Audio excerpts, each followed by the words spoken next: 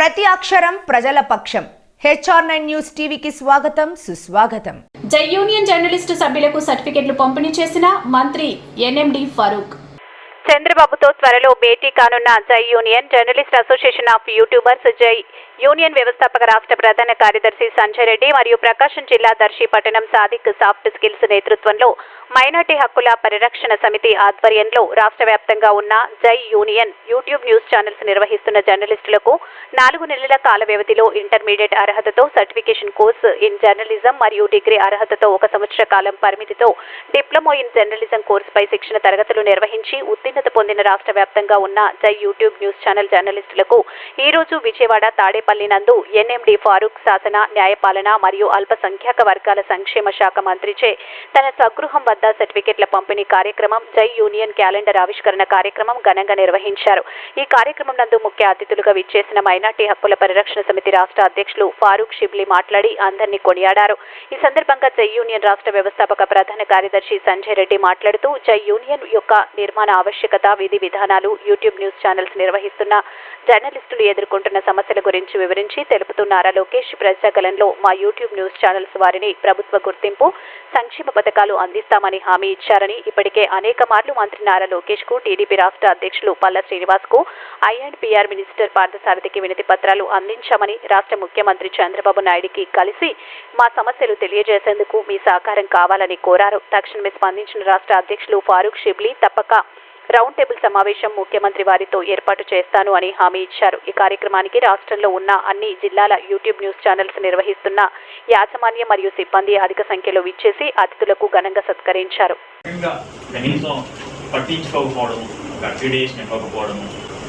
Important press meets కి మార్చుకోకపోవడం, so దీనిపైన ప్రభుత్వానికి మేము ఎన్నోసార్లు అర్జీలు పెట్టుకున్నాం. దయవుంచి మీ తరపు నుంచి మీకు కోరుకుంటున్నాము, ఒక్కసారి మా సమస్యలను వాస్తవము వీళ్ళు పక్కాగా జర్నలిస్టులకు అడిగే సంక్షేమ పథకాలు వీళ్ళకి కూడా ఇవ్వాలి అని అనుకున్నట్లయితే మాకు వచ్చే విధంగా మీరు మాకు సహాయం చేయాలని, రెండవది ఇదే విషయం పైన నారా లోకేష్ గారి ప్రజాగలంలో మాటిచ్చేస్తారు. యూట్యూబ్ జర్నలిస్టులు కూడా నేను అక్రిడేషన్లో చేస్తానన్నారు. ఈ యూట్యూబ్ జర్నలిస్టులకి ఇక్కడే కలిసిన మహారాష్ట్ర ప్రభుత్వంలో ఆల్రెడీ ఒక జీవో ఉంది, పూర్తి స్థాయి నిబద్ధతతో వెళ్ళే వాళ్ళందరికీ కూడా ఉంది. ఇదే విషయం పైన నేను ఎన్నో విషయాల్లో చెప్తాను, చేస్తామని అంటున్నారు. ఇంతవరకు ఎప్పుడు చేయలేకపోతున్నారు. ఒకవేళ మీకు పూర్తి స్థాయిలో అర్హత కలిగి ఉన్నామని అంటే మాకు కూడా సంక్షేమ పథకాలు ఇవ్వమని చెప్పండి సార్.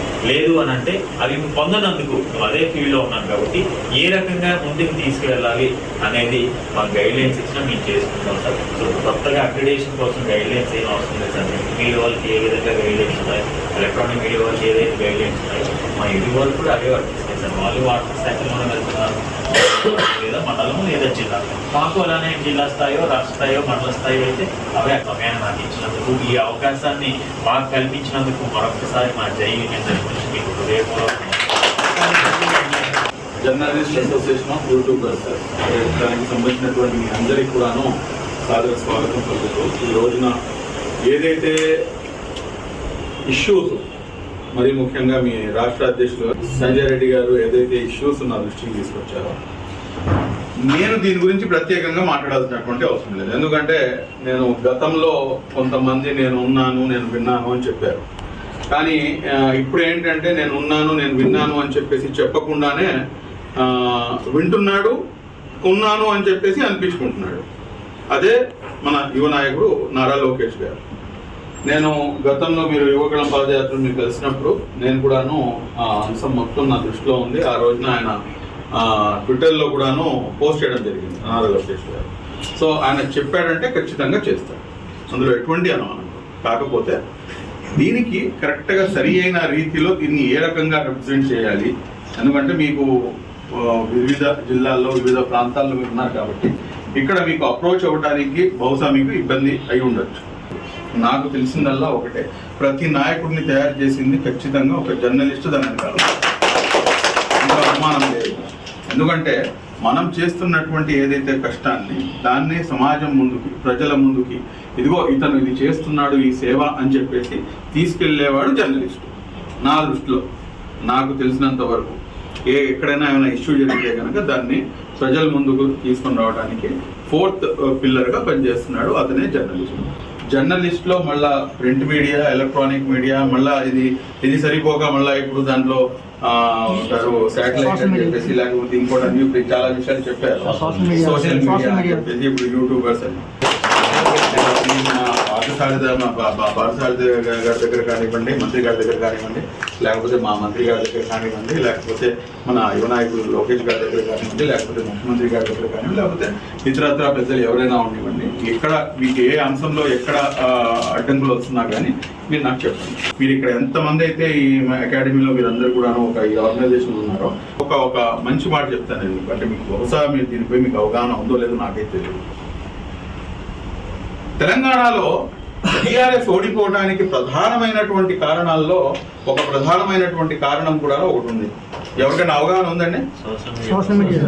సోషల్ మీడియా కాదండి. ప్రత్యేకంగా మీరు ఏదైతే యూట్యూబర్స్ అని చెప్పేసి పెట్టుకున్నారో అదే యూట్యూబ్ ఛానల్స్ వాళ్ళని వీళ్ళు సరిగ్గా మెయింటైన్ చేయలేకపోయారు కాబట్టి బీఆర్ఎస్ ప్రభుత్వం దిగిపోయింది అన్న ఒక కామెంట్ నాగేశ్వరరావు గారు లాంటి వ్యక్తి కూడా చేస్తున్నారు. మీరు గమనించారో లేదు? కాబట్టి మీ యొక్క పవర్ అది.